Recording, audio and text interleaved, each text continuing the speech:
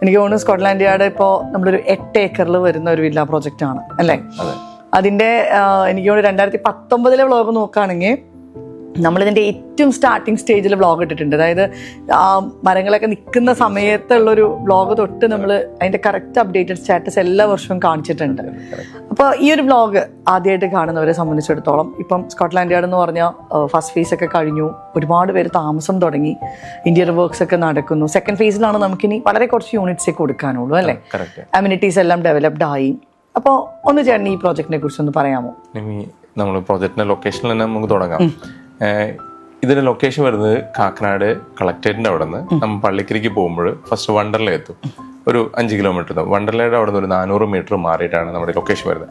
State ഹൈവേന്ന് ഏകദേശം ഒരു 50 metre distance, അതായത് സെക്കൻഡ് പ്ലോട്ടായിട്ട് വരും നമ്മുടെ സ്കോട്ട്ലാൻഡിൽ വരുന്നത്.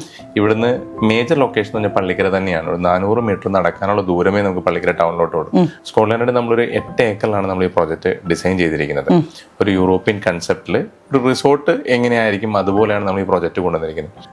പിന്നെ ഇവിടുന്ന് നമുക്കൊരു കാക്കനാട് ടൗണിലോട്ട് എത്താനാണെങ്കിലും ഏകദേശം ഒരു 6 മിനിറ്റ് ഡ്രൈവ് ചെയ്താൽ നമുക്ക് കാക്കനാട് എത്താം. മെട്രോ വളരെ അടുത്താണ് വരുന്നത്. വളരെ അടുത്താണ്. സ്കൂളുകളായിട്ടുള്ള സംസ്കാരം ജെംസും അതുപോലെ തന്നെ രാജഗിരിയും നൈപുണ്യം, അതുപോലെ ഹോസ്പിറ്റലുകൾ, സൺറൈസ് ഹോസ്പിറ്റൽ ആയിക്കോട്ടെ, രാജഗിരി ആയിക്കോട്ടെ, സംരക്ഷണ ഹോസ്പിറ്റൽ ആയിക്കോട്ടെ, ഇനി വരാൻ പോകുന്ന പല പല ഹോസ്പിറ്റലുകളും സ്കൂളുകളും എല്ലാം തന്നെ ആ ഒരു മിഡായിട്ട് നിൽക്കുന്ന ഒരു സ്പേസ് ആണ് ശരിക്കും പറഞ്ഞാൽ ഇതിന്റെ ലൊക്കേഷൻ എന്ന് പറയുന്നത്. ഇപ്പൊ നമ്മൾ ഈ ഒരു 8 ഏക്കറിൽ 54 ഫാമിലീസ് ആണെന്ന് ചേട്ടൻ പറഞ്ഞല്ലോ. അപ്പൊ എല്ലാ മേജർ അമ്യൂണിറ്റീസും നമ്മൾ ഇതിൽ കൊടുത്തിട്ടുണ്ട്. ഭയങ്കര ബ്യൂട്ടിഫുൾ ആയിട്ടാണ് നമ്മൾ അതിന്റെ ഒരു ക്ലബ് ഹൗസും എല്ലാം നമ്മൾ തീർത്തിരിക്കുന്നത്. എന്നാലും എന്തൊക്കെയാ മേജർ അമ്യൂണിറ്റീസ് ഒന്ന് ചേട്ടൻ ഒന്ന് എക്സ്പ്ലെയിൻ ചെയ്യാം. നമ്മൾ ഏകദേശം ഒരു 50 സെൻസ് ലാൻഡില് ക്ലബ് ഹൗസ്, ഏകദേശം ഒരു 4500 സ്ക്വയർ ഫീറ്റ് വരുന്ന ക്ലബ് ഹൗസ്, അതിനകത്ത് ഫുള്ളി ലോഡഡ് ആയിട്ട് ഹെൽത്ത് ക്ലബ്ബ്, ഇൻഡോർ ഗെയിംസുകൾ, ഒരു ഗാദറിംഗ് സ്പേസ്, ഇനി യോഗ മെഡിറ്റേഷൻ ചെയ്യാനുള്ള ഒരു സ്പേസ് ഏരിയ നമ്മൾ അതിനകത്ത് കൊടുത്തിട്ടുണ്ട്.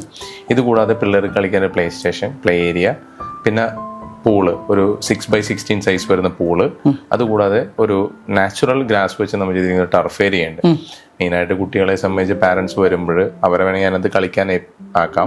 അപ്പൊ അവരതിനകത്ത് നിന്ന് കളിക്കും. പാരന്റ്സിനൊക്കെ വേണമെങ്കിൽ മറ്റുള്ള കാര്യങ്ങൾക്ക് പോകാനൊക്കെ പറ്റുന്ന ഒരു ഏരിയ ആയിട്ട് നമ്മൾ ചെയ്തിരിക്കുന്നത്. ഇനി അതല്ല എങ്കിൽ പിന്നീട് നമുക്കൊരു മൾട്ടി യൂട്ടിലിറ്റി ഏരിയ ആയിട്ടൊക്കെ പിന്നീട് ഉപയോഗിക്കാം. ഇതിനകത്ത് ശരിക്കും 8 ഏക്കർ താഴെ വരുന്ന ലാൻഡിൽ 54 വീടുന്ന ഒട്ടും ക്രൗഡഡ് അല്ല. അതുപോലെ റോഡാണെങ്കിലും എനിക്ക് തോന്നുന്നു 6 മീറ്റർ വൈഡ് റോഡുകളാണ് നമ്മൾ കൊടുത്തിരിക്കുന്നത്. 6 to 7 മീറ്റർ വീടുകൾ കൊടുത്തിരിക്കുന്നത്. നമുക്ക് അവിടെ പ്രസന്റ്ലി അവൈലബിൾ ആയ യൂണിറ്റ്സ് എന്ന് പറയുമ്പോൾ ഏകദേശം ഒരു 6 സെന്റ് 6.5 സെന്റ് വരുന്ന അങ്ങനെ 3 യൂണിറ്റ്സുകളാണ് നമുക്ക് അവിടെ ഉള്ളത്. എന്താ ചേട്ടാ നമുക്ക് ഇപ്പൊ അതിന്റെ ഒരു പ്രൈസ് റേഞ്ച് എത്രയാണ് വരുന്നത്? 5 സെന്റ്സ് ലാൻഡും 2000 സ്ക്വയർ ഫീറ്റിന് നമ്മൾ 1.8 ആണ് കോസ്റ്റ് വരുന്നത്. അഡീഷണൽ വരുന്ന ലാൻഡിന് അഡീഷണൽ നമുക്ക് ലാൻഡിന്റെ കോസ്റ്റും അഡീഷണൽ ആയിട്ട് നമ്മൾ കൺസെഷൻ ഏരിയ കൂട്ടുന്നുണ്ടെങ്കിൽ അതിലൊരു കൺസെഷൻ കോസ്റ്റും വരുന്നുള്ളൂ.